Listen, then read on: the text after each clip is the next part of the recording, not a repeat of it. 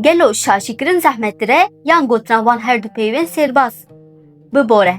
Di rastiyê de ew her du peyv ji bo sererastkirina dilekî şikestî benîşta herî bihêze û ew te qet biçûk naxe.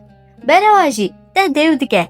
Pozbilindî carinan zirxekî ew qas stûrlime dike ku heta em nehek bin jî em xwe di nav wî zirxî de vedişêrin. Hal ew e ku wêrekiya esil, ew e ku mirov wî zirxê ji xwe bike û bibêje ez şaş bûm. Lêborîn ne têkçûne. Beyana qîmeta ku tu didî têkiliya xwe ye. Ew destekî dirêjkirî ye ji bo sererastkirina baweriyekî şikestî. Mufteyeke ku deriyekî girtî vedike. Niha kêşokek biçûk.